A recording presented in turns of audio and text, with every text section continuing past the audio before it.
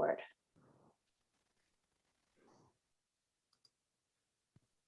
Okay, very good. So good morning, everyone. And I'd like to welcome everyone to the Upper Thames River Conservation Authority's annual general meeting. Just a few comments here as we get started. A lot going on nationally and internationally, and I go to bed at night sometimes and I wonder what the next day is going to bring. This morning I woke up to the sound of rain. So that's what today has brought us, is lots of rain. The flood alert has gone out, and Chris Tasker has mentioned that there will be an update to that shortly. Lots of rainfall, and I'm looking out my window here at a lot of water going down through the pasture field. So the rain is still coming down and ice is melting. So please, everyone, stay off the ice, stay away from from fast-moving water, and we'll hope that as the day goes forward, the precipitation slows down, and hopefully the flooding will be kept to a minimum.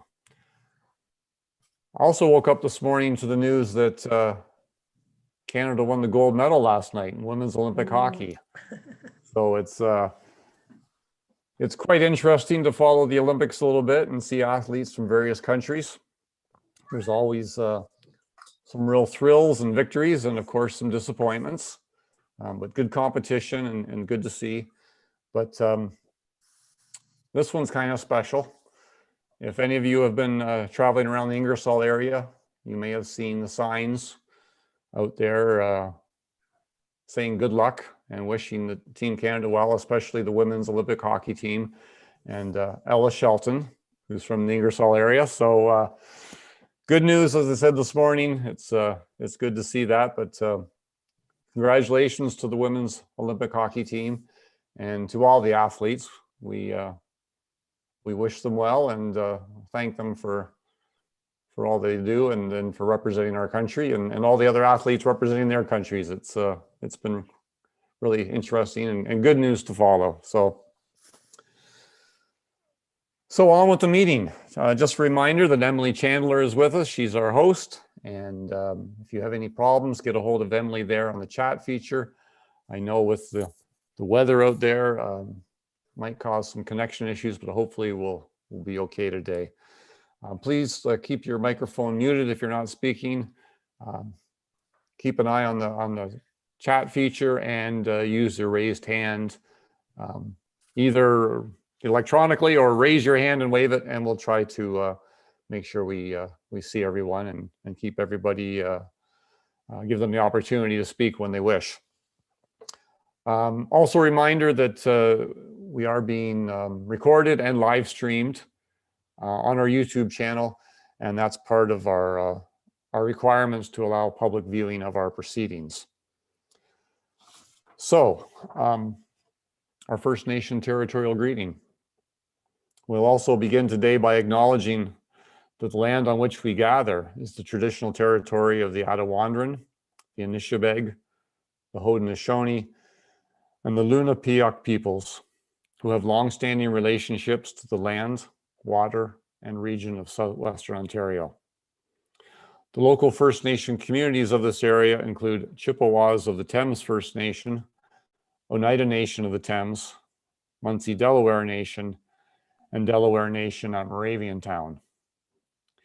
In the region, there are 11 First Nation communities and a growing Indigenous urban population.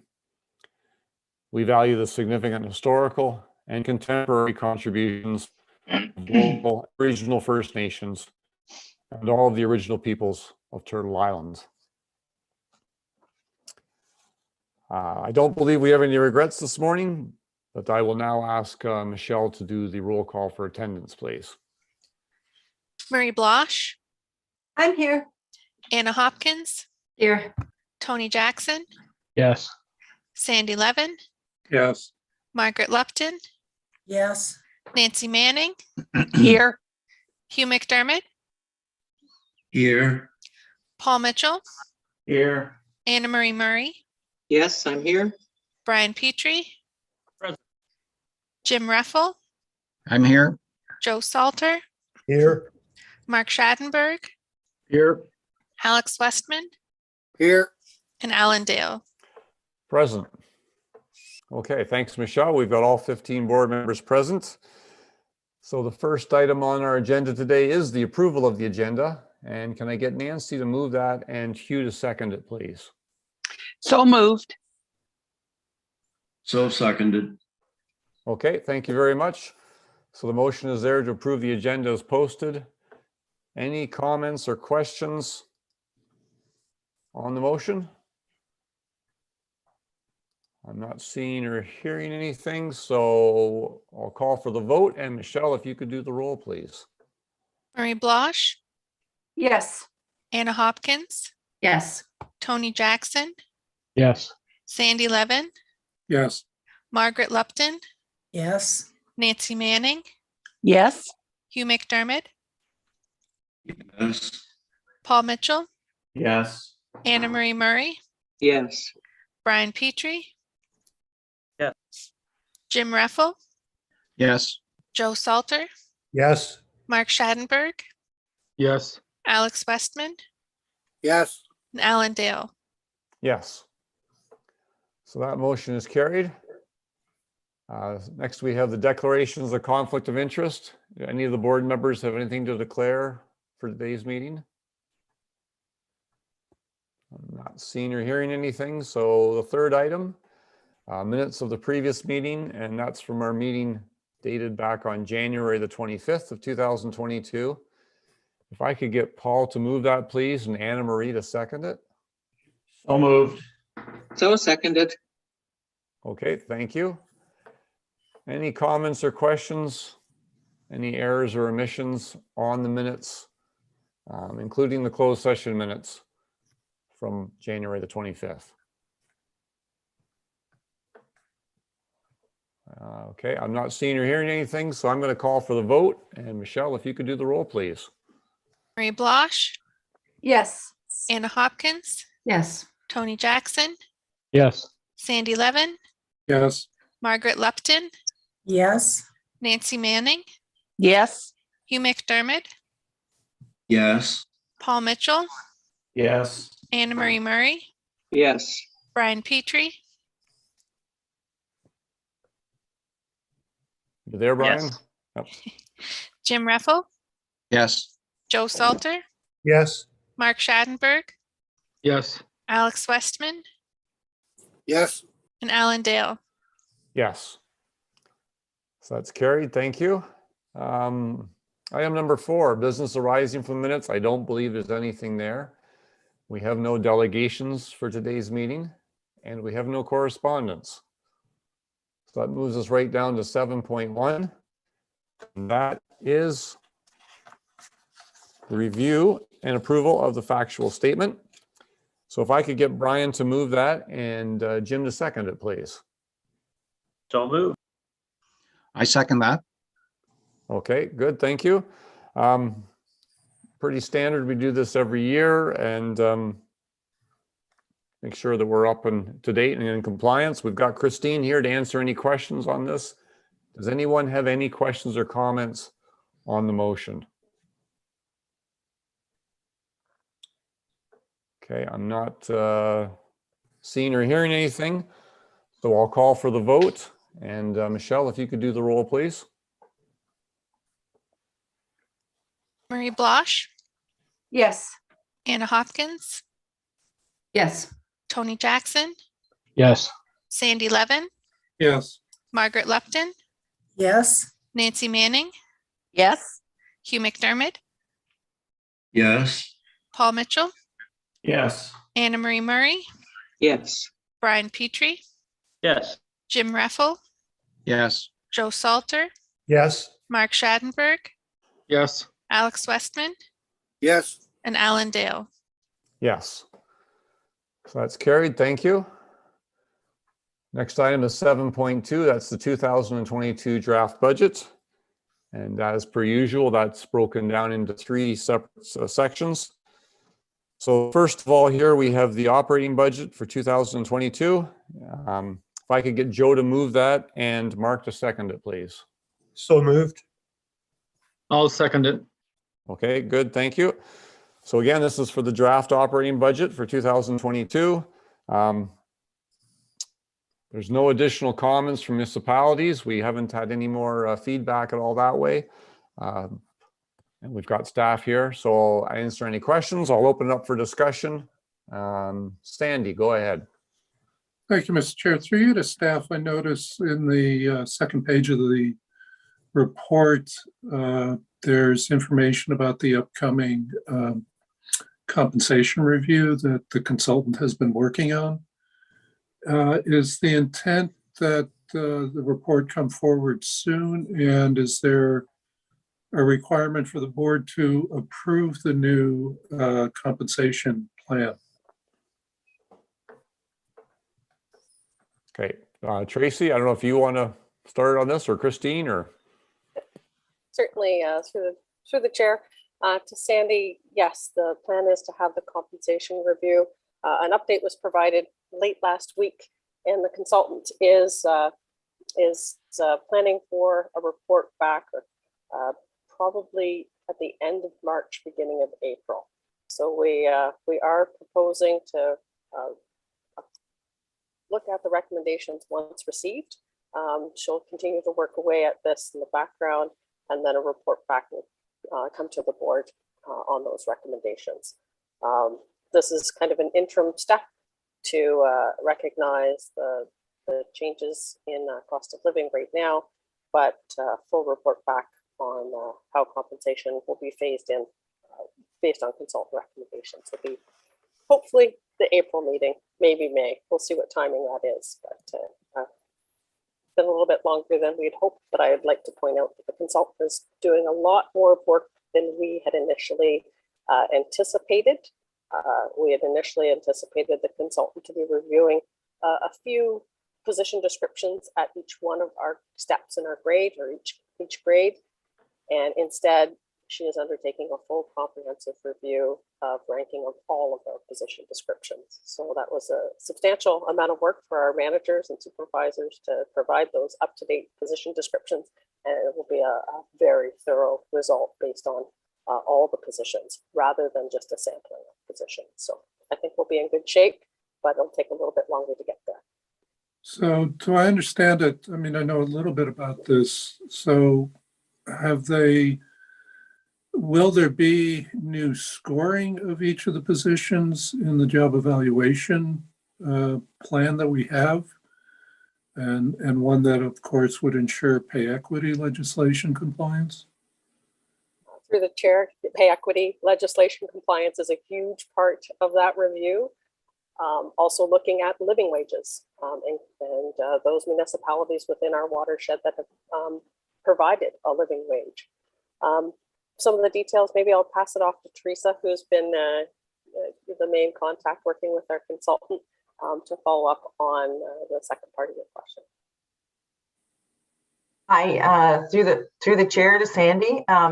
Yes, so our consultant is looking at again, as Tracy was saying, looking at everybody's position descriptions. We are building in a big piece of pay equity. We have not asked the consultant to change our job evaluation system, but we are expecting that she will make recommendations, and she's inferred this to us, that she may make some suggestions around how we have set up our grades. Right now, our grid is very flat, so there's not a lot of difference between grades. And I think she's feeling that that's part of the issue that we have right now. So we are expecting some recommendations around the grid itself, and if there's any anomalies. So if we have positions that just don't, are just way out of whack, they're just not being paid properly. I mean, those are the things that she's going to have to. It will be helping us deal with. How do we deal with those equitably? And how will that affect, what our grid looks like? Okay, that's helpful. Thank you. So, Ellen, I would suggest it would be important that the consultant actually appear at the same time that Tracy's report is presented to the board. If there are questions that board members have that may be better addressed to the consultant. So I'm hopeful that that can be arranged. The other piece I just wanted some clarity on, and again, it's what's our role in terms of governance and not getting involved in the weeds of operations. Is approving the compensation plan a matter of governance, or is that a matter that is administrative? Tracy? It's through the chair. That's a great question, because I think we were grappling with that ourselves. And I think perhaps it's the phasing in of the plan is the role of the governance piece, whereas the implementation and how that happens up to administration. So that's kind of where I'm seeing it. Certainly, depending on the recommendations, I think we'll direct, if some of these things about pay equity, is that also going to require some policy shifts? So it could be a little bit of both. I feel like it's a little premature to say until we actually receive the consultant's recommendations, though. Right. And to follow up on the other suggestion, the consultant made it very an offer already to present to the board of directors. So on her recommendation. So that's part of what's being planned. Okay, thank you, Mr. Chair. Okay, that's good. Thank you. Paul, you're next. Yes, through you, Mr. Chair, and a bit of a follow-up to Sandy's questions. And Zora Township last fall, we did a similar pay structure review, hired a consultant, and that consultant compared to a number of other municipalities of similar sizes to come up with comparative numbers. So I just wonder if our consultant, are they comparing just to other conservation authorities, or are they looking at municipalities and or private industry for comparable salary structure? Certainly, I can jump in there through the chair. No, go ahead, Tracy. Yes, that it's both. Our consultant is Marianne Love, ML Consulting. She's done a number of reviews for municipalities within our watershed, as well as conservation authorities within the Southwest and beyond. So she's taking those comparators using primarily both municipalities and conservation authorities. She did note that looking outside to consulting, it's hard to find the right comparator, and the data may not be as valid. So that's what she's told us so far, but finding the right comparators is sometimes challenging because some of our neighboring CAs might not have the same positions that we do, that same level of expertise. So her comparators go a little bit further. But again, she considers geography as well and where those are at. Okay, thanks, Tracy. Okay, thanks. Anything else, Paul? No, that's it. Tracy answered my question. Okay, good. Thank you. Marie. Yeah, thank you. Just a quick question for clarity. When you said all the positions are being reviewed, is that just the permanent, or does that include the seasonal positions as well? I'm pretty sure it was all. Teresa, maybe you know the specifics on that, because I know she was looking. Sorry, Teresa.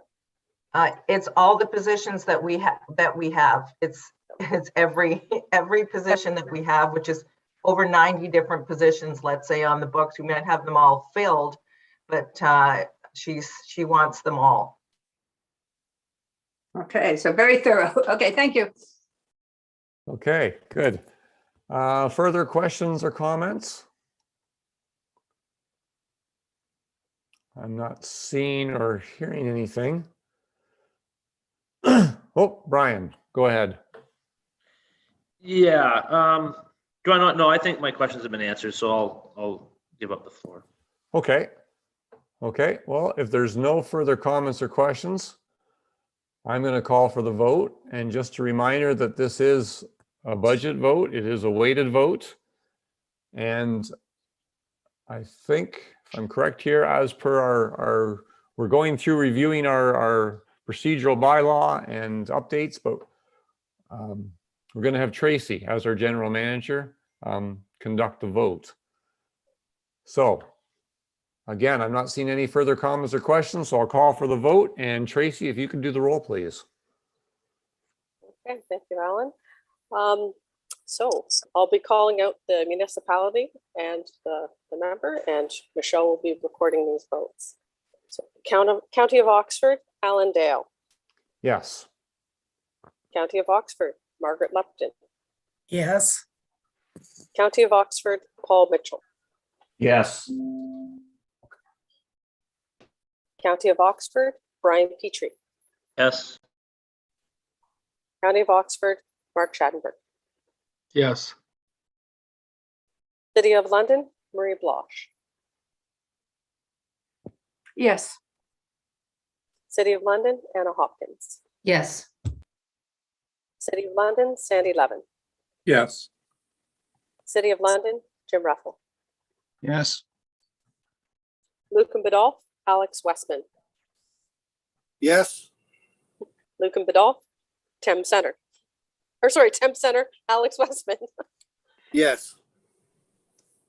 Middlesex Center, Nancy Manning. Yes.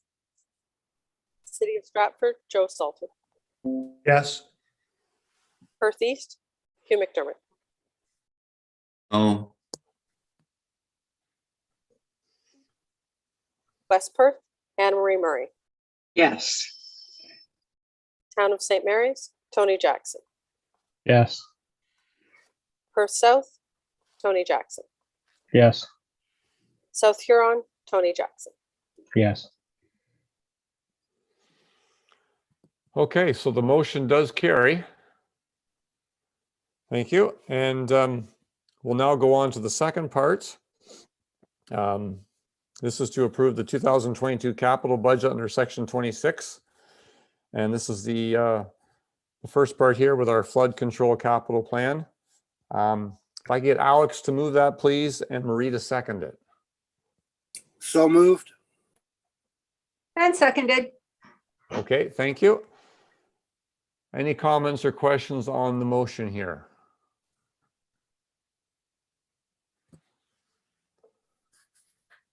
Okay, I'm not seeing or hearing anything. So if there's no questions or comments then on this part of the budget, again, it's a weighted vote. I'll call for the vote and I will turn it over to Tracy to do the roll. County of Oxford, Alan Dale. Yes. County of Oxford, Margaret Lupton. Yes. County of Oxford, Paul Mitchell. Yes. County of Oxford, Brian Petrie. Yes. County of Oxford, Mark Schadenberg. Yes. City of London, Marie Bloch. Yes. City of London, Anna Hopkins. Yes. City of London, Sandy Levin. Yes. City of London, Jim Ruffle. Yes. Lucan Biddulph, Alex Westman. Yes. Tim Center, Alex Westman. Yes. Middlesex Center, Nancy Manning. Yes. City of Stratford, Joe Salter. Yes. Perth East, Hugh McDermott. Yes. West Perth, Anne Marie Murray. Yes. Town of St. Mary's, Tony Jackson. Yes. Perth South, Tony Jackson. Yes. And South Huron, Tony Jackson. Yes. Okay, that's carried as well. Thank you. And then that takes us down to the third part, 2022 capital budget. And this is part B of it, and this is for non-flood control capital. If I could get Anna to move that, please, and Tony to second it. I'll move it. Seconded. Okay, thank you. Any comments or questions on the motion?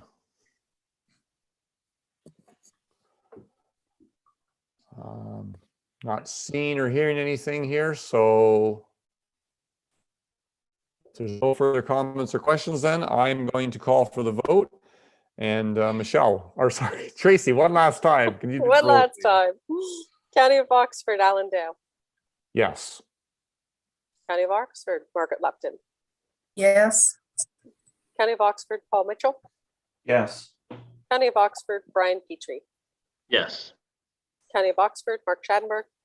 Yes. City of London, Marie Blosh. Yes. City of London, Anna Hopkins. Yes. City of London, Sandy Levin. yes, City of London, Jim Ruffle. Yes. Lucan Badolf, Alex Westman. Yes. Thames Center, Alex Westman. Yes. Middlesex Center, Nancy Manning. Yes. City of Stratford, Joe Salter. yes, Perth East, Hugh McDermott. Yes. West Perth, Anne Marie Murray. Yes. Town of St. Mary's, Tony Jackson. Yes. Perth South, Tony Jackson. Yes. And South Huron, Tony Jackson. Yes. Okay, so that's carried. Thank you. And I'd like to just take a moment to thank everyone, thank the staff. For those people who will be out there listening to our meeting, they might think, well, that's pretty quick, short work, and you just spent a lot of money. But a budget is a draft. Things can happen over the year, but there's a lot of work goes into coming up with this budget plan. And board members will recall that we had a meeting last year where we had some real good discussion about possible routes we could take in deriving this year's budget. And I'd like to thank staff for, they kind of went back to the drawing board and went with a plan B, and they made some significant revisions and brought it back to us. So it's been a lot of work, and it's good to have this taken care of. We'll see how the rest of the year unfolds. Of course, we have no idea. A lot of uncertainty out there, but hopefully this gives us a good blueprint and a good roadmap to get us through the year and allow us to provide those services to our residents throughout the watershed. So thank you very much, everyone. Takes us on now to 7.3, which is the 2022. I'm sorry if that's coming through here. I don't know if anybody can.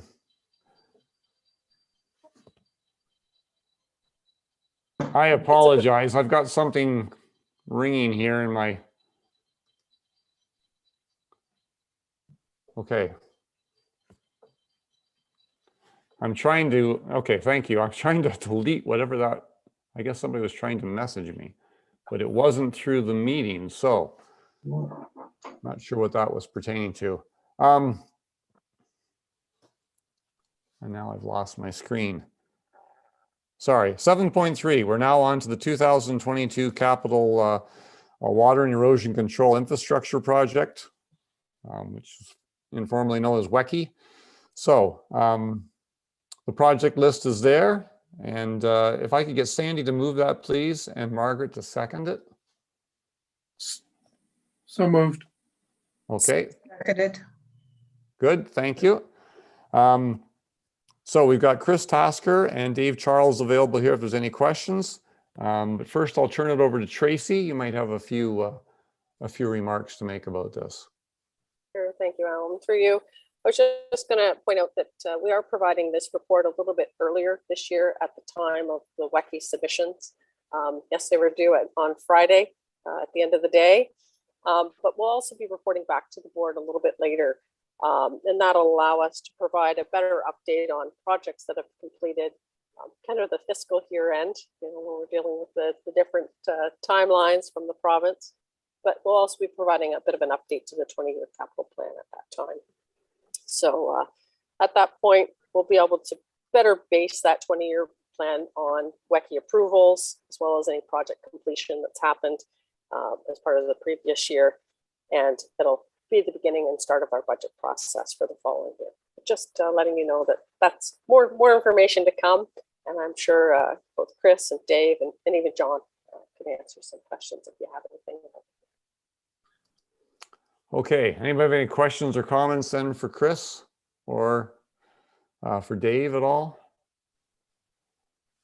I see Mark. Just bear with me here, folks. I'm having difficulties. I've lost my other screen here and I can't see the chat feature. Alan, I can help out and I can keep an eye on that. I can see Mark Schadenberg has his hand raised. Okay, Mark, go ahead. Thanks a lot. From the chair through whoever can answer the question. It's obviously a local question on my side of things for the Piddock Dam concrete assessment. I guess the two questions, they probably answered both at the same time. One would be, would the dam crossing itself have to be closed during this work? It's been a very popular part of our trails in Woodstock. And the second question is a work like this specifically done in cooperation with Parks and Recreation in the city of Woodstock to be able to do this? Because it's kind of the way it words anyway here. The scope of the project looks quite interesting, even though it's just a concrete assessment. Okay, Chris, I don't know. Sure, I can start with that if you'd like, and perhaps also defer to our colleagues on the conservation areas as far as the working with the Woodstock Recreation Department. But as far as the nature of the work goes, we're focusing on underwater inspection for this year. Subsequent phases would likely involve more work in investigating the concrete above the water. So the impacts to the crossing, the public crossing over the dam, would depend on how we work with the consultant and contractors for doing that work.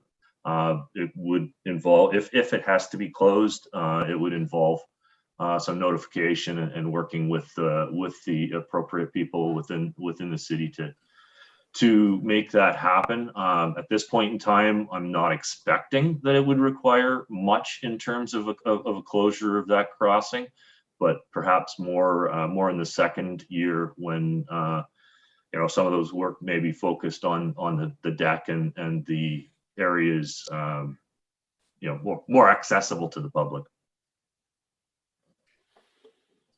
Okay. Any follow-up all there, Mark? No, you're okay. Further comments or questions? I'm not. Chris, go ahead. Yeah, if I could just point out the typo in the recommendation too, that it's February 11th, 2022, that it should read in that recommendation, consistent with the text in the report. Okay. Good, thanks. We'll make that change. Further comments or questions then? I thought I saw one, but it's disappeared. So if there's nobody else, I'll call for the vote. And Michelle, if you could do the roll, please. Marie Blosh, Yes. Anna Hopkins, Yes. Tony Jackson, Yes. Sandy Levin, Yes. Margaret Lupton, Yes. Nancy Manning, Yes. Hugh McDermott, Yes. Paul Mitchell, Yes. Anna Marie Murray, Yes. Brian Petrie, Yes. Jim Reffel, Yes. Joe Salter, Yes.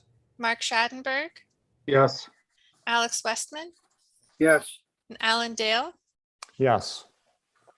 Okay, so that's carried. Thank you. Next, we have item 7.4, and that is the inventory of program and services. One of these new requirements that we are also having to deal with here. If I could get Hugh to move this, please, and Nancy to second it. So moved. So seconded. Okay, thank you very much. So yeah, lots going on here for staff. And Tracy, I'll pass over to you first. Thank you. Just wanted to highlight a few items about the report, but before I get into that, I just wanted to recognize the efforts of Christine Saracino. This was a tremendous amount of work to align our financials with these new programs and services categories.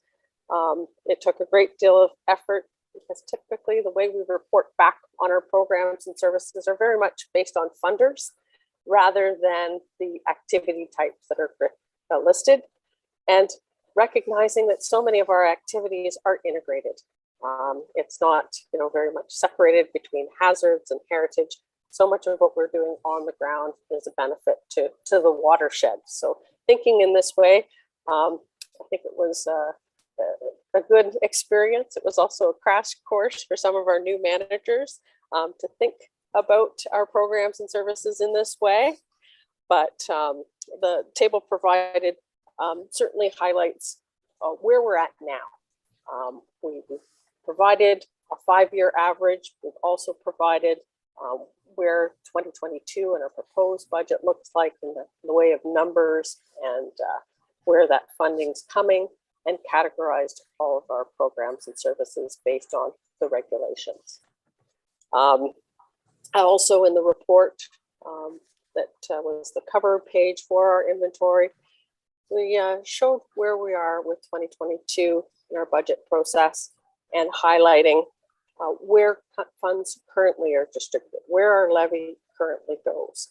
And to see that, 18% of those category 3 lands or category 3 programs are supported by levy, but then how we're able to leverage those funds and multiply significantly the return on that investment to provide those programs watershed-wide to our member municipalities.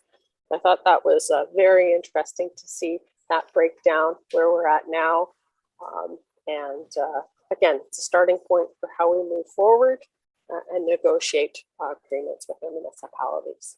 So the other part of this is through our negotiations and these agreements, we will be trying to coordinate with our adjacent conservation authorities and conservation authorities who have shared representation within a municipal boundary, and working with Conservation Ontario to have some standardization in the language of some of those agreements too. So like I say, this is the first step, and then we'll be reporting back more frequently throughout this process and this transition period. Okay, thank you, Tracy. I'll open it up now for comments and questions. And first I have Brian.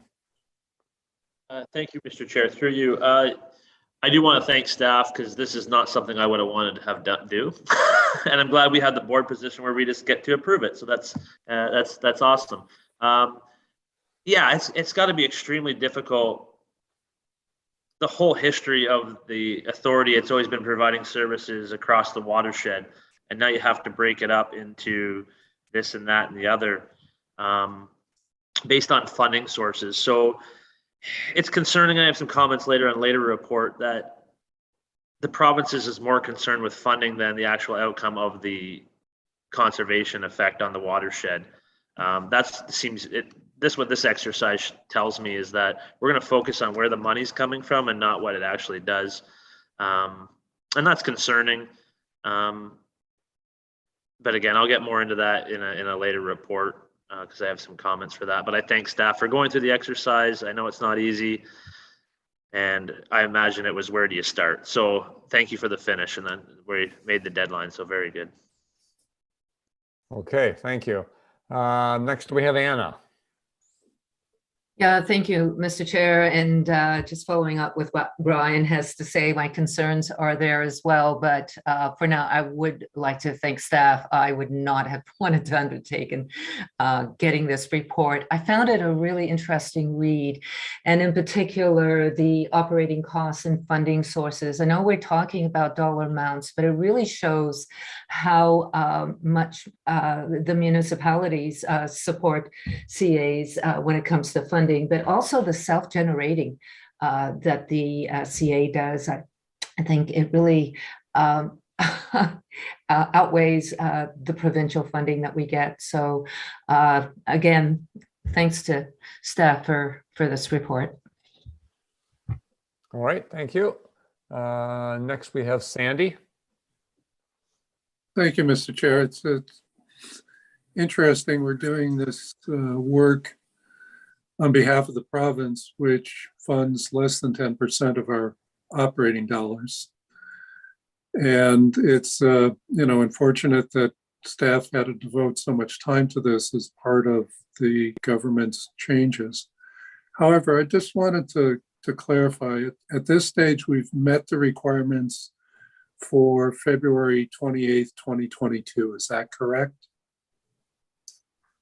Yes, through the chair, I'll confirm that yes, this is the requirement to fulfill for February 28th, 2022, and submitting this to the province and then circulating to our member municipalities, but also our specified municipalities. And those are those municipalities that are within our source protection region that go beyond our watershed boundary. Okay. The other question I have, Mr. Chair, is that when reading it, there's certainly some unknown pieces in it, and there's some regulatory changes that are coming down the pike. So will it be made clear to the receiving municipalities that this is really a discussion document as opposed to something that's etched in stone at this stage?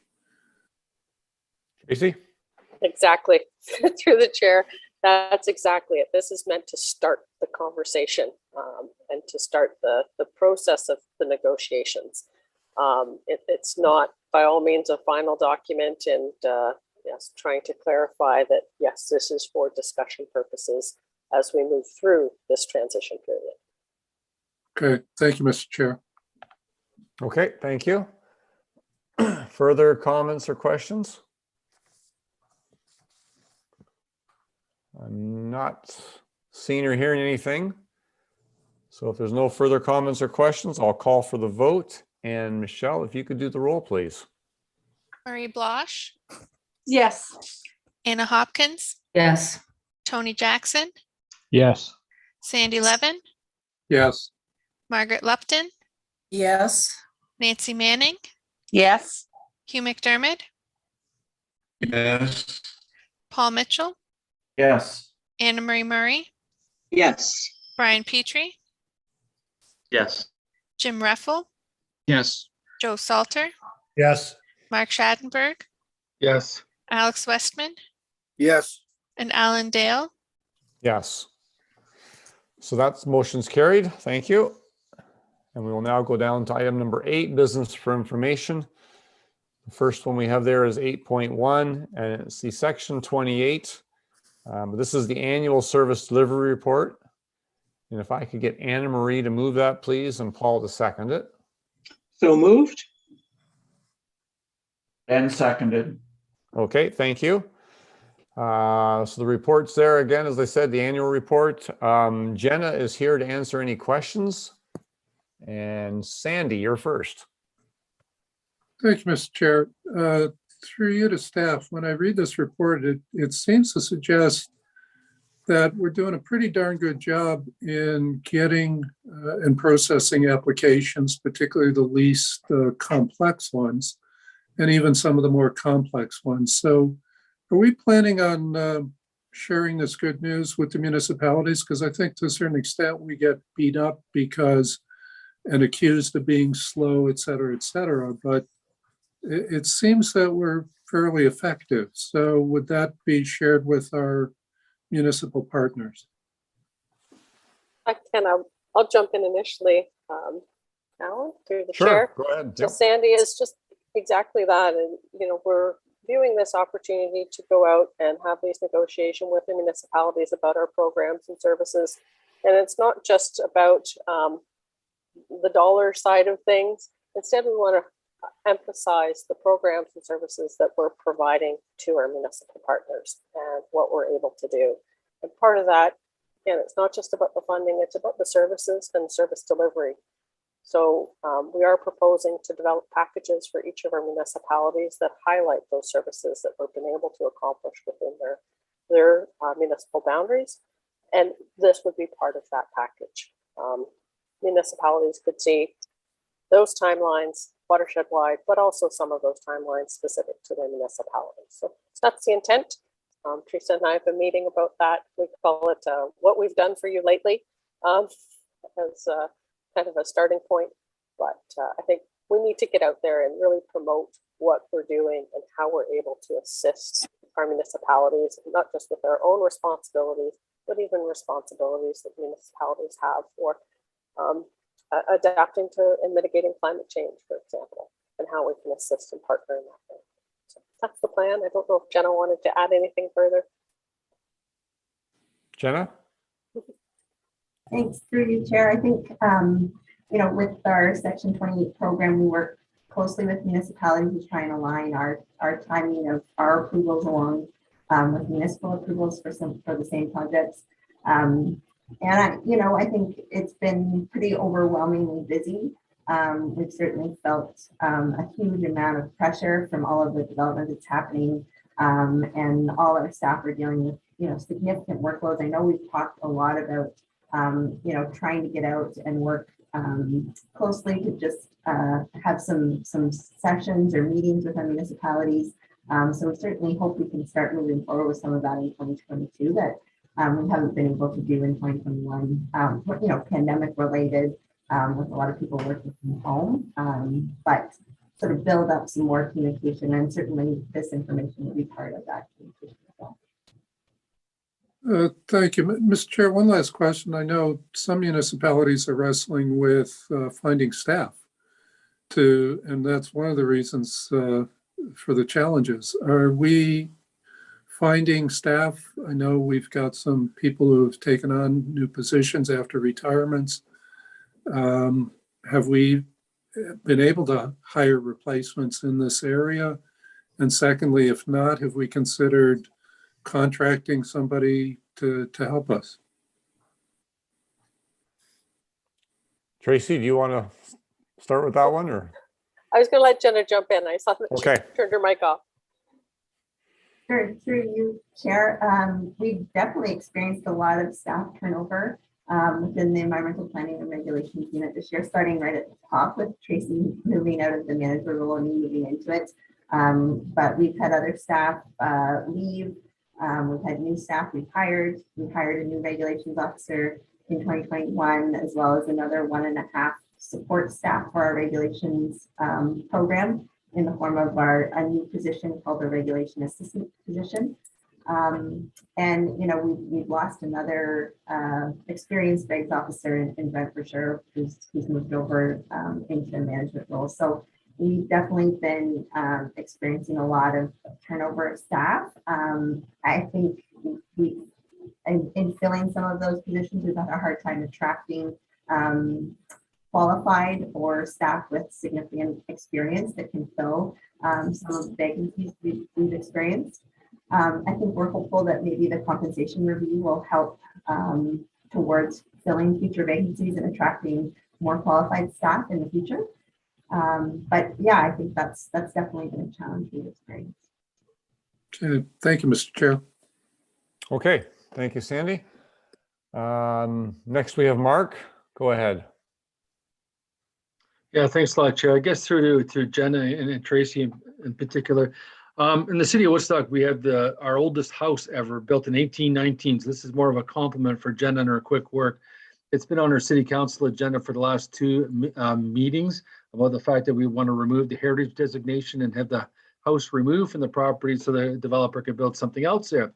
But it's obviously also in a wetland. So this is kind of something that will be Section 28 at some point to the UTRCA. But at this point, I wanted to thank Jenna for providing a floodplain map and an erosion map for me very quickly, just to confirm what I thought was going to already be a possibility on this land. So it's quick reaction time too, that sometimes is important if you just sort of need one piece of document leading up to what's eventually, when the developer does go forward to build something here, they'll be coming back to the UTRCA again to confirm floodplain in this area. So I want to thank Jenna for her quick action on getting me the floodplain maps.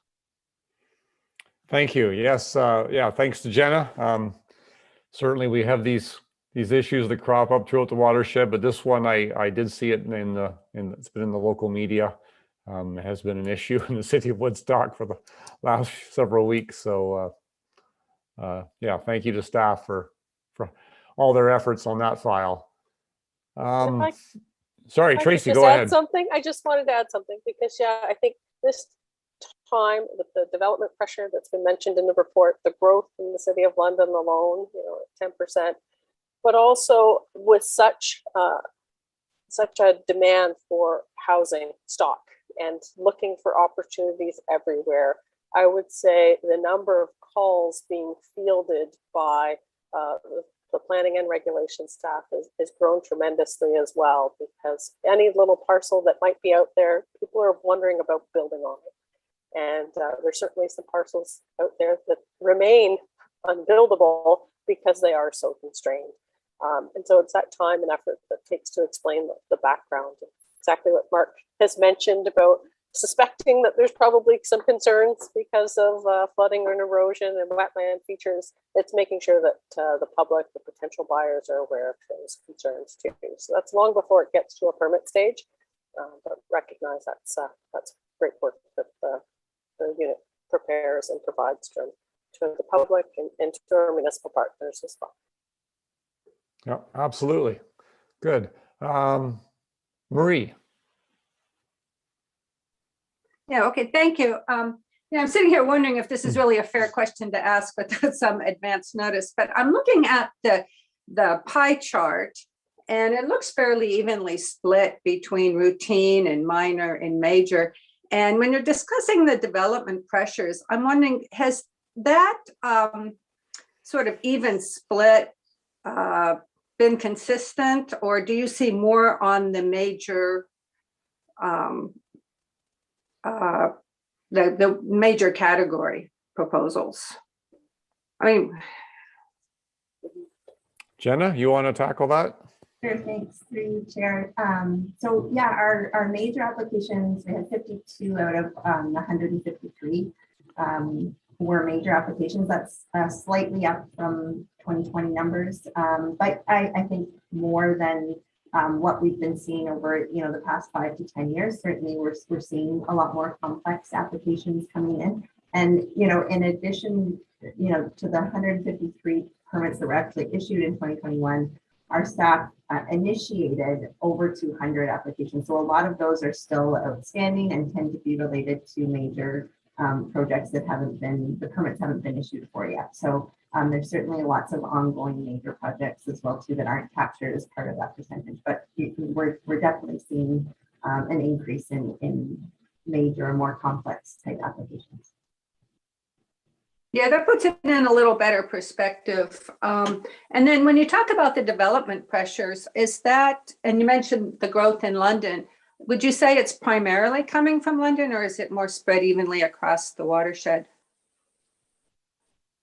Jenna? I would say there's, sorry, through you, Chair, I would say there's significantly a lot of pressure in London for sure, but we're also seeing significant development pressures in a lot of our other urban areas throughout the watershed. And even in our non-urban areas, I think we're seeing growth everywhere and development pressure everywhere. Yeah, definitely the City of London is a big part of that, but we're seeing, large growth in some of our other centers, Woodstock, Ingersoll, in Middlesex Center, the Tomoka area, we're seeing a huge amount of development in those areas. Okay, thank you. Clarifies the picture. Yep. Okay, thanks, Marie. Anyone else? I'm not seeing or hearing anything, so if there's no further questions or comments, I'll call for the vote. And Michelle, if you could do the roll, please. Marie Blosh, Yes. Anna Hopkins, Yes. Tony Jackson, Yes. Sandy Levin, Yes. Margaret Lupton, Yes. Hugh McDermott, Yes. Paul Mitchell, Yes. Anna Marie Murray, Yes. Brian Petrie, Yes. Jim Reffel, Yes. Joe Salter, Yes. Mark Schadenberg, Yes. Alex Westman, Yes. and Alan Dale. Yes. So that motion is carried. And again, thank you to Jenna and all the staff there in that planning and regulations department. And as was mentioned, there's been a lot of change in that department. We've had some people move out of there and move on up. And so it's a busy department, that's for certain. Next item is 8.2, Conservation Authorities Act Phase 2 Regulations Consultation Guidelines. It's a bit of a mouthful, and it's another one of these shall I say, make work projects that we've had handed to us. So if I could get Jim to move that and Brian to second it, please. So moved. Seconded. Okay. So this is, as I say, a lot going on. This is a case of a couple of pieces of legislation that's been brought forward and kind of combined, and there's things that was already there that the province, it was unproclaimed and now it's being proclaimed. And I'll turn it over to you, Tracy, and you can certainly highlight it a lot better than I can. Yes, thank you, Chair. And I'll just highlight a few of the things that really I think it's been a lot of good work being done by the working group. They've recognized and been able to demonstrate that all conservation authorities aren't exactly the same. However, they want to make sure that flexibility in how conservation authorities may undertake things is still available to different CAs depending on their circumstances, and not having the same prescriptions in place. When it comes to some of the overhead costs or corporate services, as they're calling it, in the past, we've seen the ministry really wanting to prescribe certain percentages. We've seen that through source protection, capping of what can be considered a corporate service cost. The working group really made efforts to make sure that that wasn't going to be prescribed through regulation. I think we're in a unique situation in that the Conservation Authority at Upper Thames here, we've always had our service center costs that we have allocated costs out to our programs and services. So it's not tremendously different. However, there are nuances, and that's what we're going to have to take a look at to make sure that we are applying those in our budget. Even with our budget package, it was emphasized from the province that those corporate services costs have to be shown separately and independently. Certainly looking through our budget package through each unit, there's a line item called allocated costs, where we can kind of see that now. Again, in the method that we have undertook those distribution of costs in the past. Certainly there'll be some work to align with the regulation. Once the regulation is released, I'll emphasize that this is the consultation phase, and the regulation is expected to be released later this year so that it can be considered even as we're preparing our 2023 budgets. So again, just wanted to highlight a few of those things, but not seeing a lot of drastic change, which is nice. Again, it's that merging of the two pieces of regulation that we currently have related to levies into one piece of regulation moving forward. So, like I say, I was happy to see that not a lot of drastic change from the way we operate, and certainly requiring those postings of information to our website. Again, this is all common practice, what we do. So I just wanted to emphasize that to the board. Thank you. Okay, thank you, Tracy. I'll open it up now for questions and comments. And Brian, you're first. Chair, this is the report that I kind of wanted to get more in on, because as I read the consultation guide, the language in it is telling, and most, it's not done by mistake, I don't think. And the thing I really want to touch on is the funding aspect. They make a lot of mention. They emphasize very much that it's a municipality's responsibility to fund conservation authorities, and they minimalized a lot the province's role in this, even though the province is dictating the regulations. And I have to say, I thank the working group 100% for, because I think it would have been a lot worse. But I think what the province is doing here, they get to write the regulations, municipalities and conservation authorities have to follow them. And they're really stacking the deck for themselves, I think, because they're putting in writing that, well, you agreed to this to fund municipalities, or to fund conservation authorities through municipalities, not really taking into account the history and the benefit that the province receives from these services as well. I think we all remember Minister UTRCA when they first came out of condemning authorities for using self-generated revenue and producing that, whether it be a ski lift or anything like that. that was really frowned upon at the beginning, and it was actually telling them to shut those things down. Now we see in this that they want to know how are you guys going to get self-generated revenue to offset your budget. So I think the writing, to me, what this says with these regulations and the wording in it is you better get prepared to fund everything yourself, because you're going to have to, because there is very little mention of provincial funding in this. When it gets into the nitty gritty of the wording, it's all about municipalities and self-generated revenue.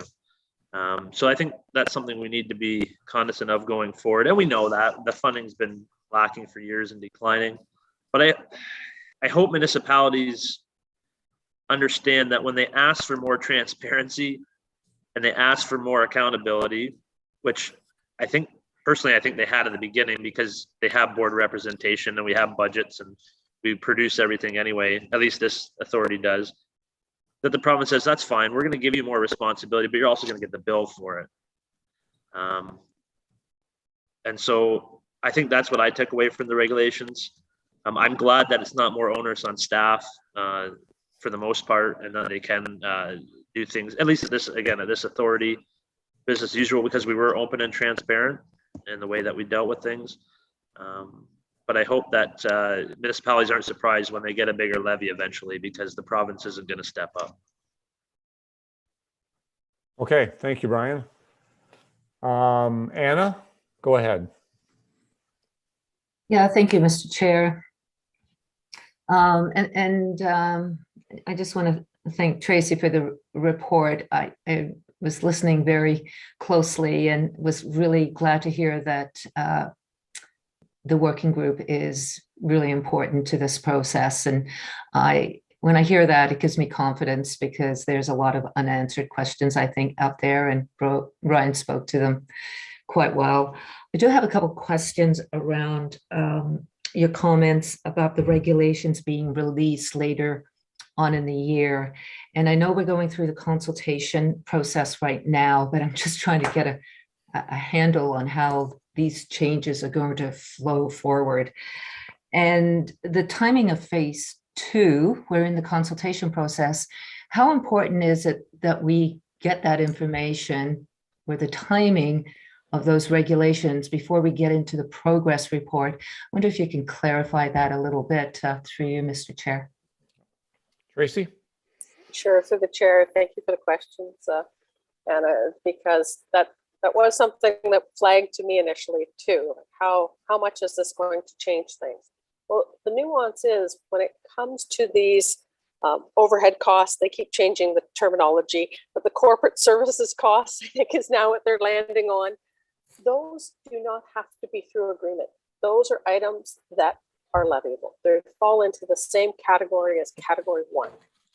So that is a little bit of a nuance. So they should be separate from those negotiated items. Those negotiated items are through either service level agreements, or something that the municipality is requesting for category 2 lands or category 2 programs. I keep saying lands instead of programs.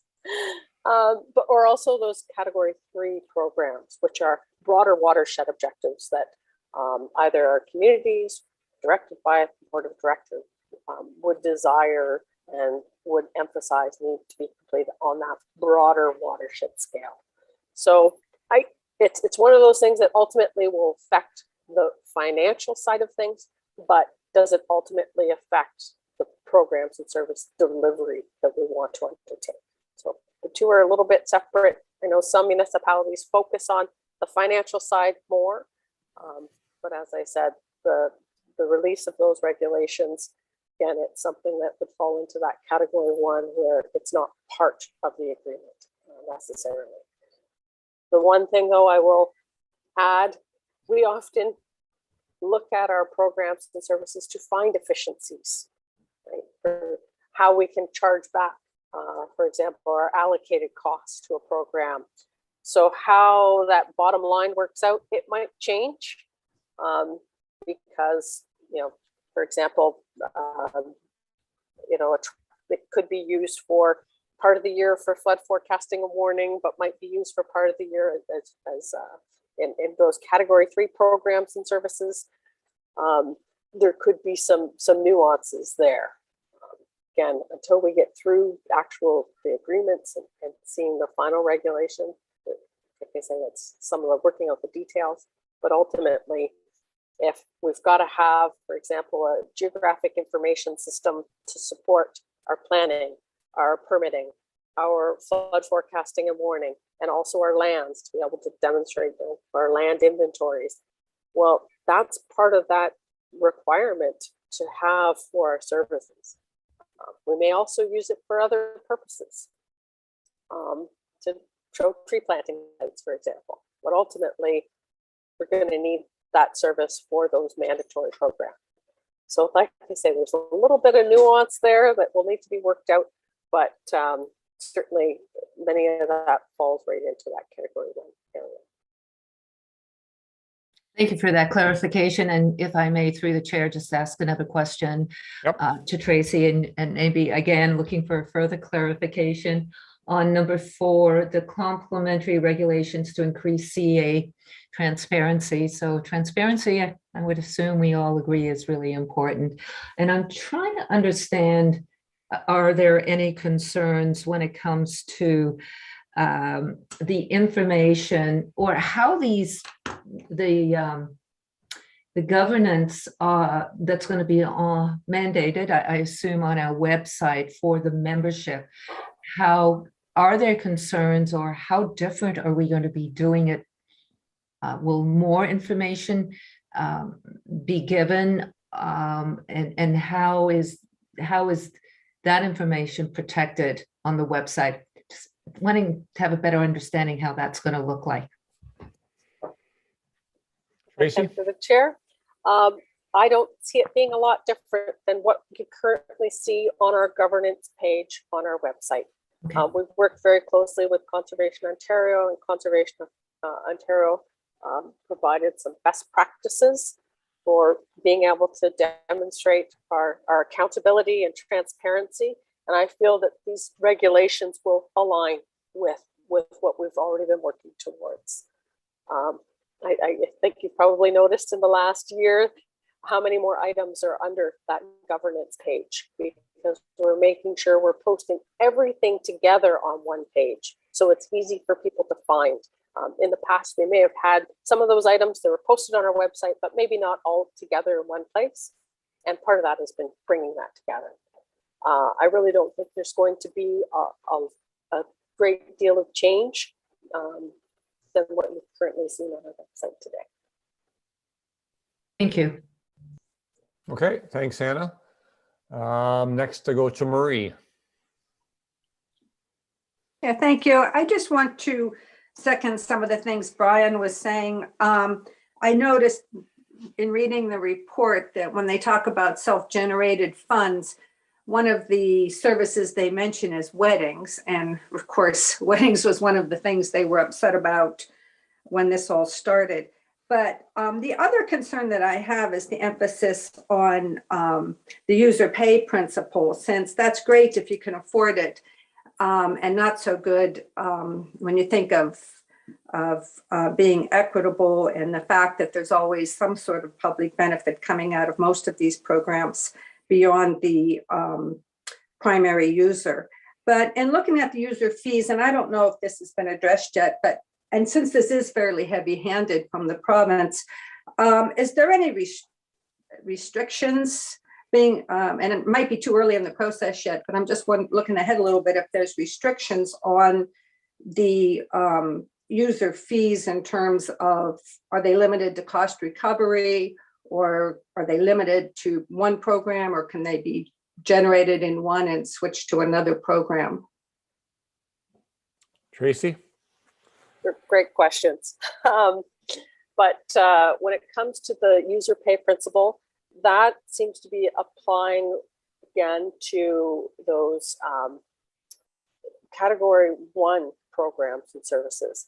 Now, I did find it interesting that if it is something that is, you said the example of a wedding, we don't necessarily host weddings here, the Pioneer Village might, but and maybe a few.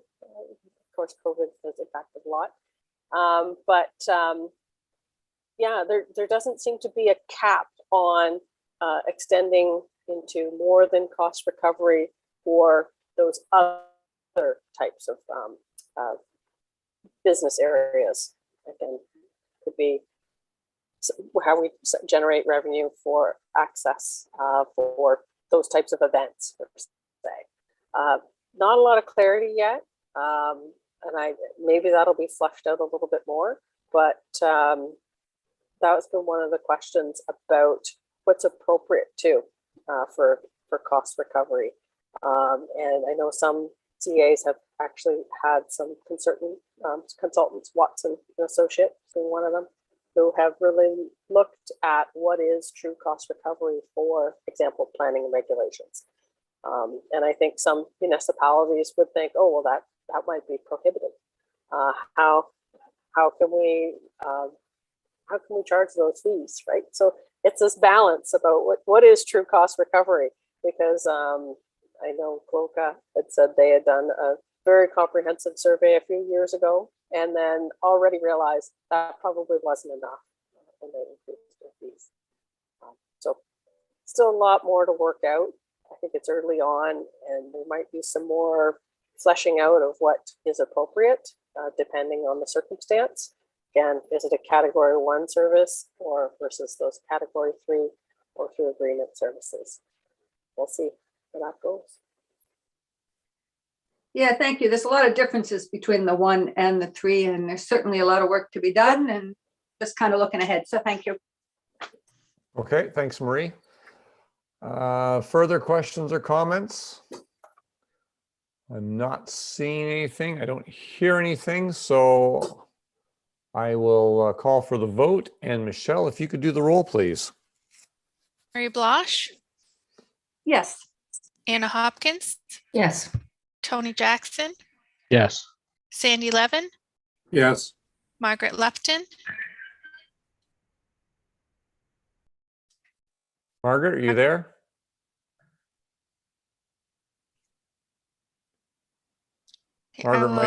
Margaret might be on mute. I will continue and loop back. Nancy Manning, Yes. Hugh McDermott, Yes. Paul Mitchell, Yes. Anna Marie Murray, Yes. Brian Petrie, Yes. Jim Reffel. Jim? Yes. Thank you. Joe Salter, Yes. Mark Schadenberg, Yes. Alex Westman, Yes. Margaret Lupton, Yes. and Alan Dale. Yes. Okay, so that's carried. Thank you. Next, we get down to item 8.3. And thus far, this has been pretty much a regular business meeting. It is supposed to be our annual general meeting, and it's a little hard to have that annual general meeting feel to it when we're doing this remotely and we're not able to gather in person. But the next couple of items are items that we would deal with at an annual general meeting. And the first one is our annual service awards.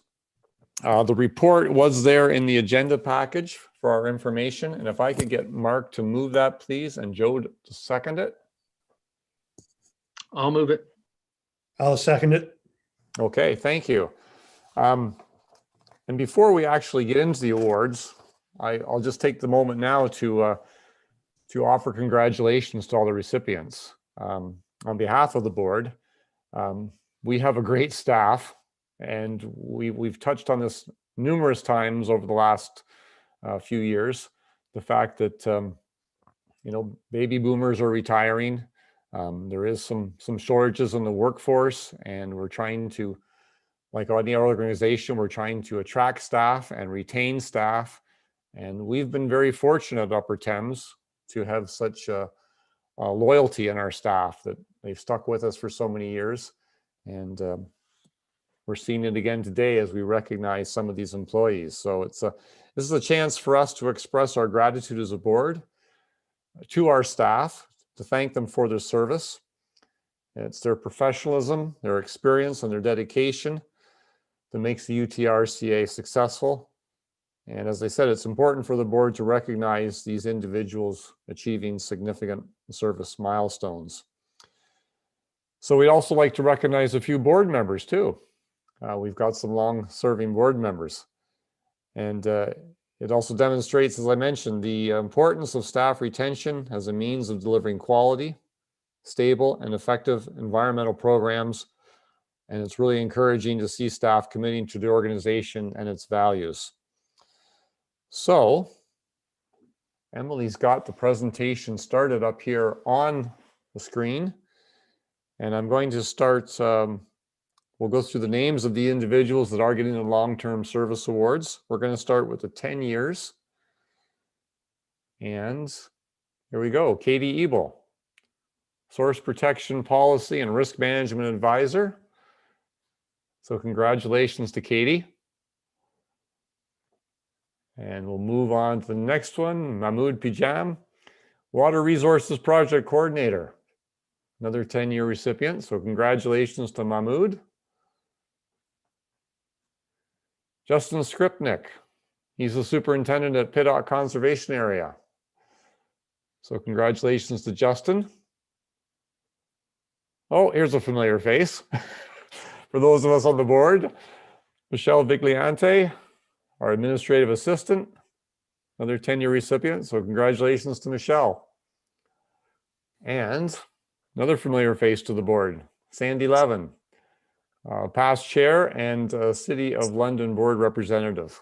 So congratulations. Mr. Chair, I do have to say that for those wondering how the heck I got a 10-year after these 8 years, I was on the board as a provincial appointee way back in the early 1990s. Well, so they stretched really hard to get to 10. Very good. Well, those years all add up. So there you go. Okay, that's it for 10 years. We move on to the 15-year awards. Jason Belfry, Land Management Technician. Congratulations to Jason. Ryan Mullen, he's the Assistant Superintendent at Wildwood. So congratulations to Ryan. Denise Quick. Denise works there in the administrative office, looks after insurance and asset administrator. So congratulations to Denise. Mark Shiflett, we'll have seen his name many times coming out of those flood warnings that we get. So Senior Water Resources Engineer. So congratulations to Mark. And I was joking the other day that there's Mark and there's also Stephanie Shiflett, who works at the GRCA at the Grand. So the Shiflett family is they're very much up on flood control. So congratulations to Mark.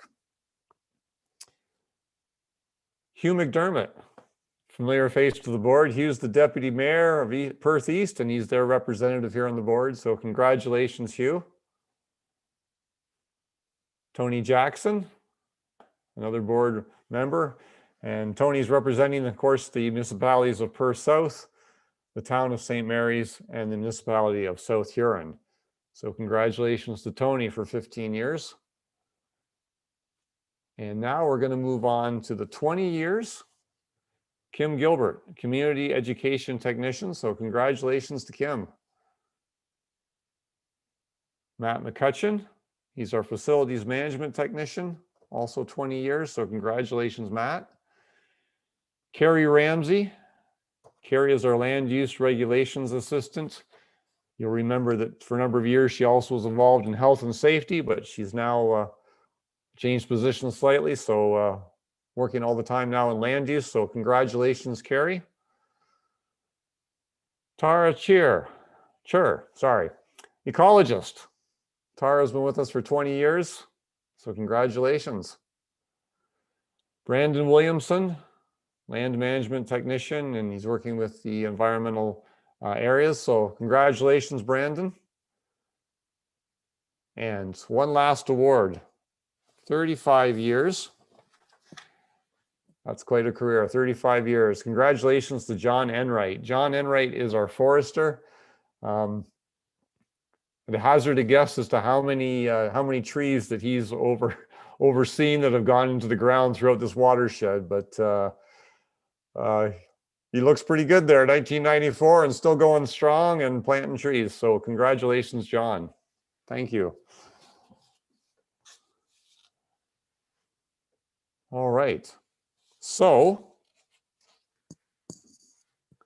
once again, congratulations to and thanks to all of our staff, but certainly congratulations to those employees and those board members on their service awards. Again, really great to see the hard work and dedication and loyalty of our staff, and some board members too, folks that have been around and obviously seen a lot of change throughout the years in the watershed, but congratulations to everyone on that. So we have the motion on the floor though, to receive this report. Any comments or questions at all before I call for the vote?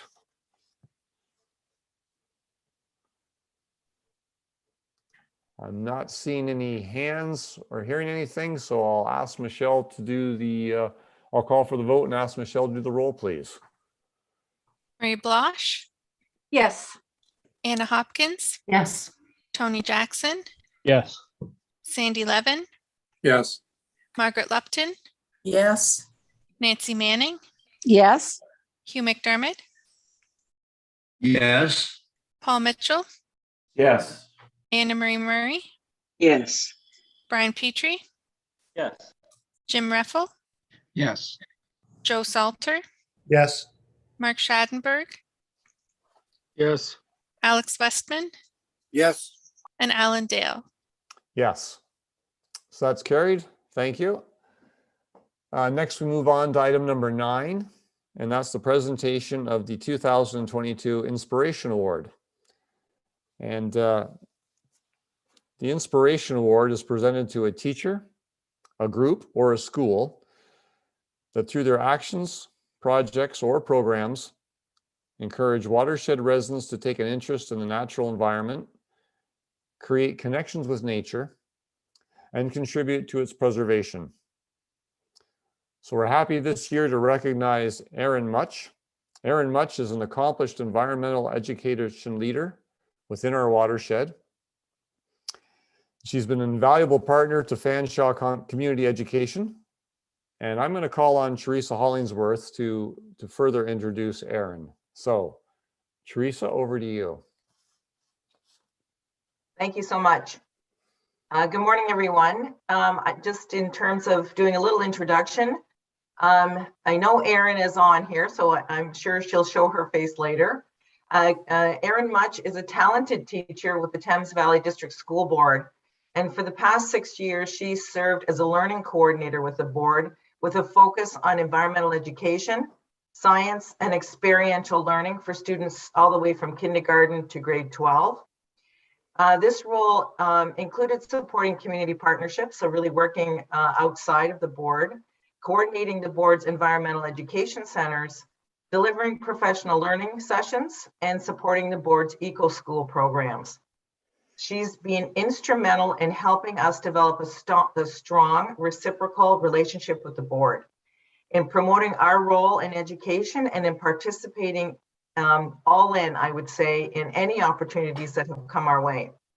Erin is leaving the learning coordinator role and has been appointed as vice principal at Medway Secondary School, just around the corner from us at Fanshawe.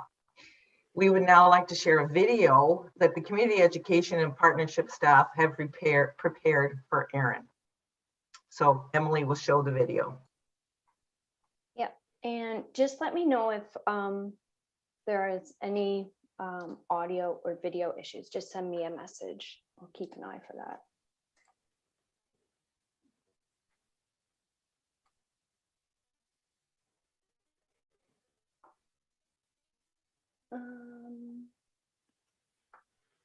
Bear with me. There we go.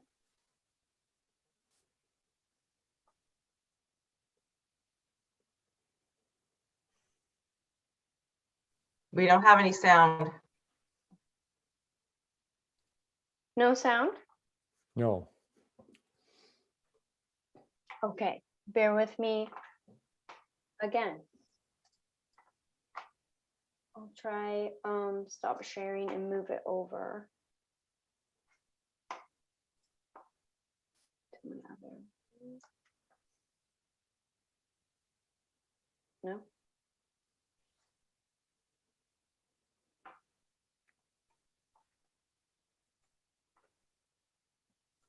We have you, but you're not sharing. That's not that's not typical of me. Okay, I'm just trying to switch between screens. Let me see once more.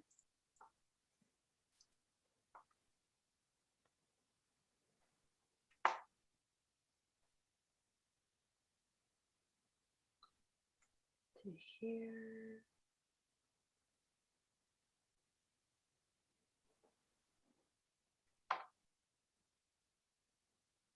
Did you share my sound?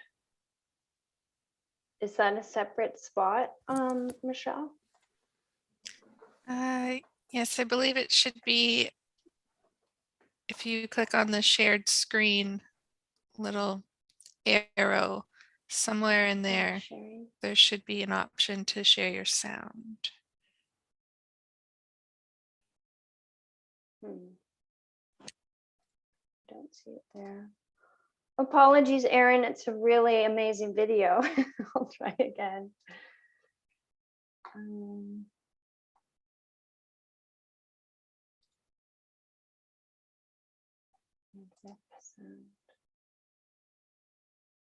Oh, there it is. Got it. Okay, this should work.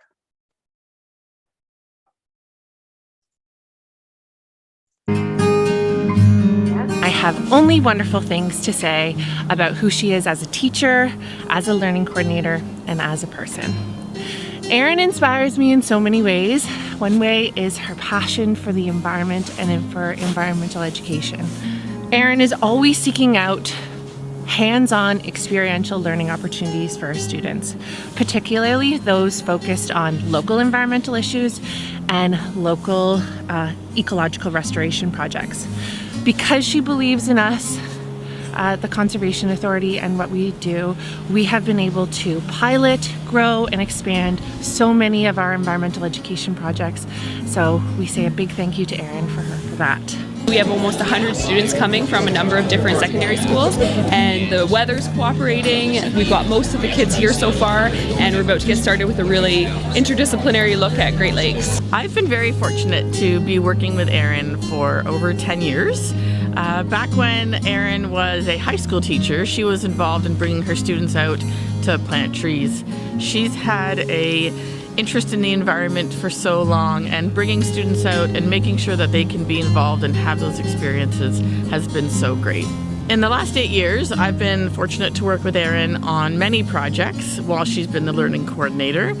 She's been involved in the Water Festival in many aspects, whether it's organizing the festival itself, involving students in as many ways as possible, and also with bringing new ideas to the Water Festival.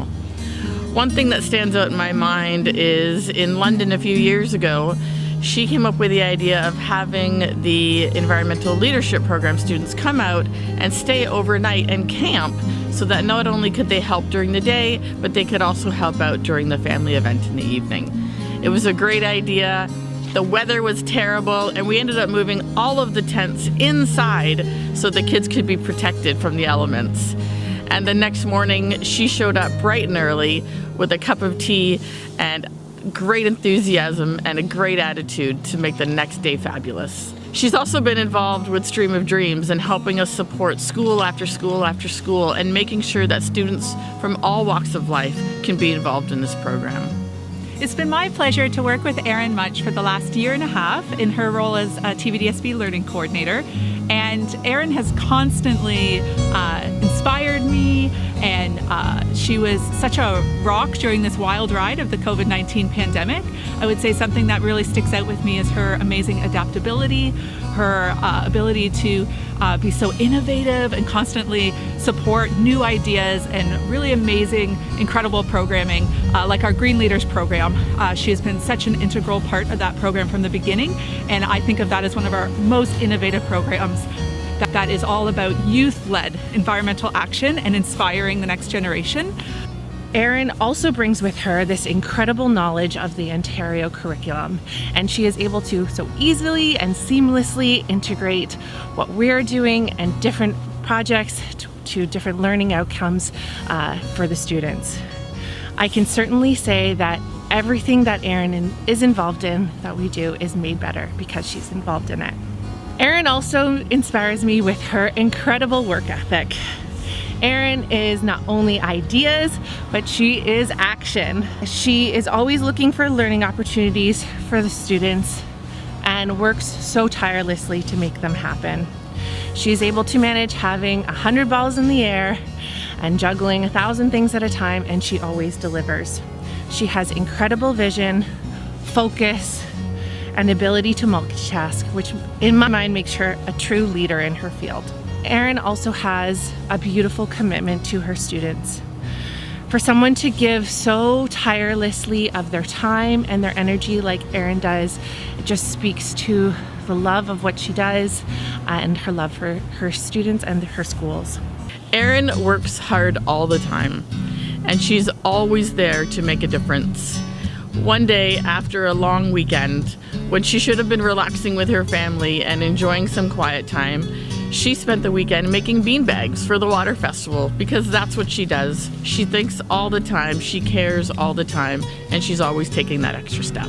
We're really happy to have 3,600 students coming out this week over 4 beautiful days, and this year our programming committee has created some new stations for students. All of our stations are active and interactive. We've got kids running around and enjoying their learning for the day outside in a beautiful setting, and we're just really happy. Today's our French day, so we've got a full day full of French programming with French volunteers, and all of our French immersion students are able to come and learn in French for the day. Another thing I think about when I think of Erin is the amazing wide reach she's had across the school board, ensuring the accessibility of the programs, making sure that every student has that opportunity, no matter what school or community they might be from, helping fund lower income community projects, but also, just that wide reach, reaching thousands and thousands of students with this amazing programming. Just think of her as one of UTRCA's biggest advocates.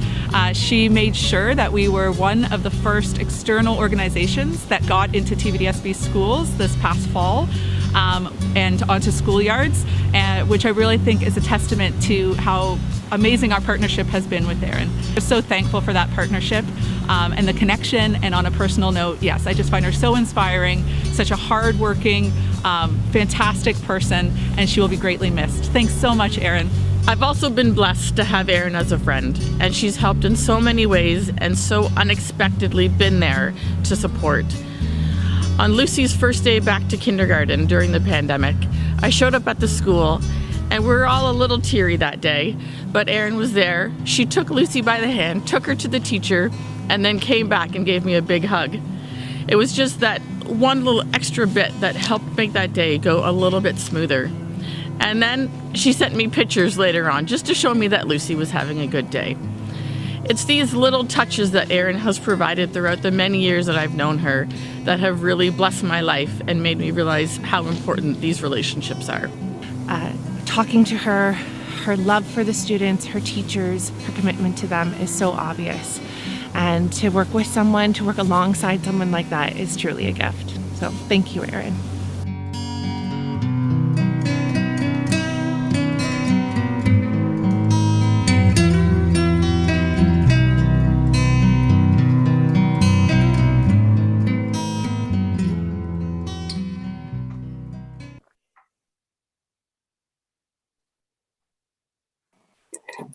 It's really hard for me not to be super emotional right now. I think you probably saw me biting my lip if you could see my camera. I'm really grateful for the strong partnership that we've had professionally between the organizations, but also personally, and like the personal friendships that we've been able to develop with a number of staff at Upper Thames. But the work we've done together has really expanded the capacity of what the board can do in terms of professional learning for our staff, as well as the learning opportunities that we're able to provide our students. So our work together has made a really big impact, I think, on staff and students. And I'm really proud of, but also really grateful for the partnership that we've had. And I look forward to finding other ways to continue to work together, and we'll maintain friendships, of course, for sure. Thank you very much for the lovely video and for the award. Well, thank you, Erin. We certainly appreciate all of your efforts and your accomplishments in working with the partnership with the UTRCA. And I'm sure that video is just, could show us just a small portion of what you've accomplished. And as you said, it's been a great partnership, and we look forward for it continuing in some other fashion. But thank you. Thank you for all your efforts, and certainly we're very pleased to present you with this award, and we wish you could be there in person to do it, but this is the next best thing. So thank you very much. Thank you. Okay. I'm just wanted to Teresa. mention, through the chair, Alan, that in true COVID fashion, our glass artist became ill, and we did not get her. We wanted Erin to have her actual award with her today, but it's you can see it's in the works, and so we're lucky that she's so nice and close at Medway. So as soon as it is completed, we will make some kind of fuss and get that over to you, Erin. Thank you. Well, that's great. Thank you very much, Teresa. And thank you again, Erin. That's wonderful. Okay. Well, we're just about finished our meeting. As I say, it didn't quite have the usual feel of an annual general meeting, but certainly great to have those couple of items and to recognize the accomplishments of staff, and also to present our 2022 Inspiration Award. Takes us down to item number 10, which is the February for your information report. It was there included in the package. It's a kind of a short report this month, but doesn't mean there isn't lots going on. There just isn't a whole lot that probably came to a conclusion during the past little while, but we're soon gearing up for another summer, and lots of activities will be getting into full swing. So takes us down to item number 11, and I'll turn it over to Tracy for a few comments there. Tracy?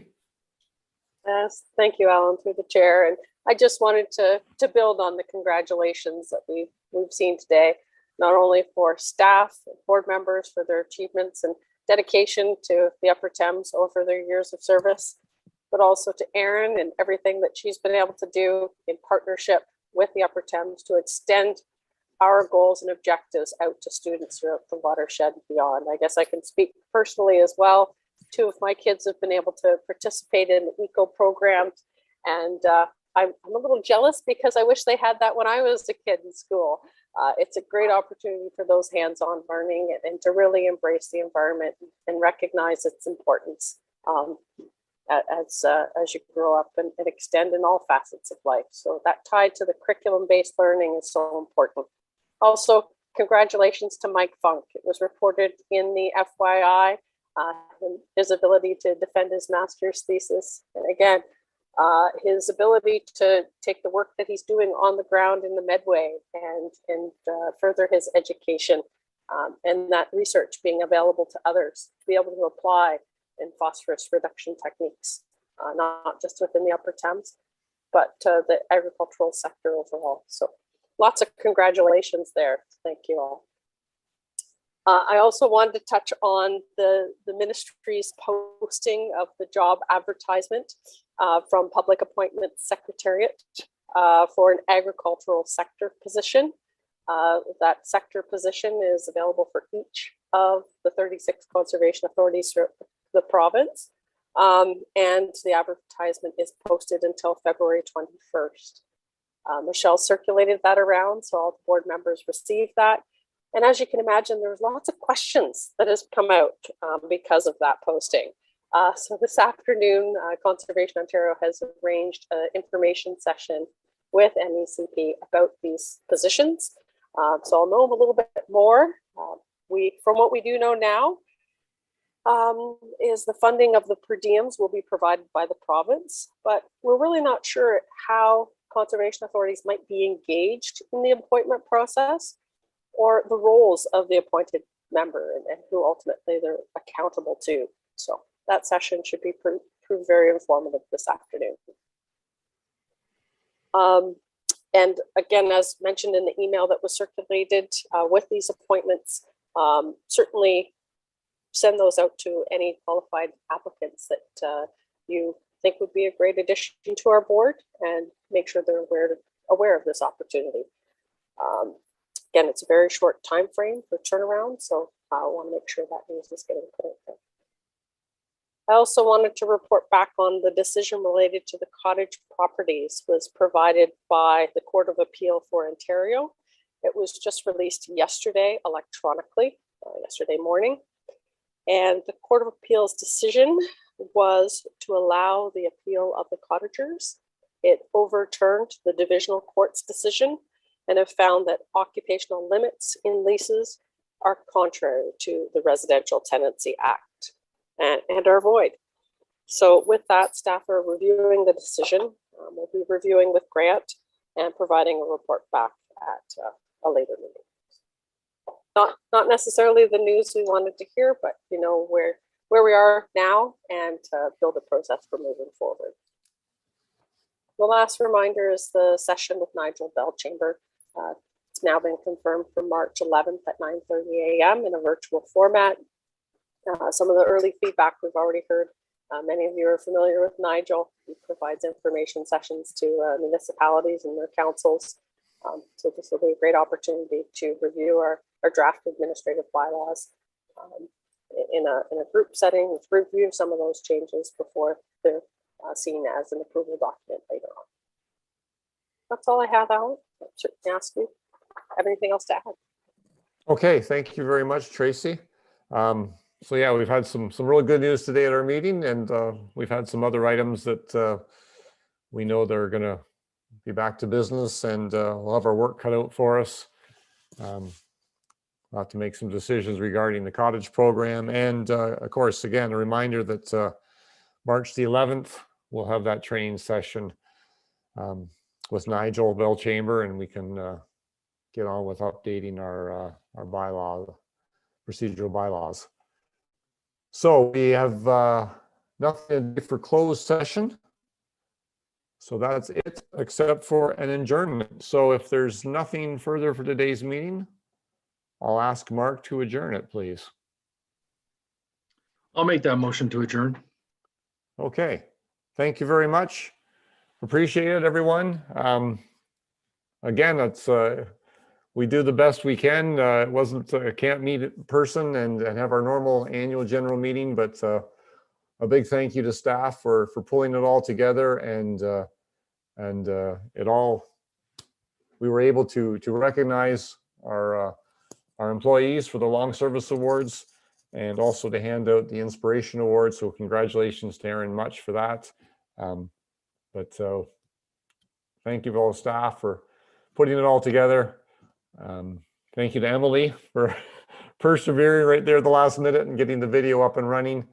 And of course, we've got the budget approved, and that's a big step that we can get on with, as I said, planning the year's activities and delivering services throughout our watershed. So thank you, everyone. Have a good afternoon, the rest of the day. And as I said, keep safe out there. I don't see any rainfall at the moment, so hopefully the precipitation has tailed off as the temperature goes down, and we will have a minimal amount of flooding and damage, and everyone stays safe out there. So thank you, and take care until next time.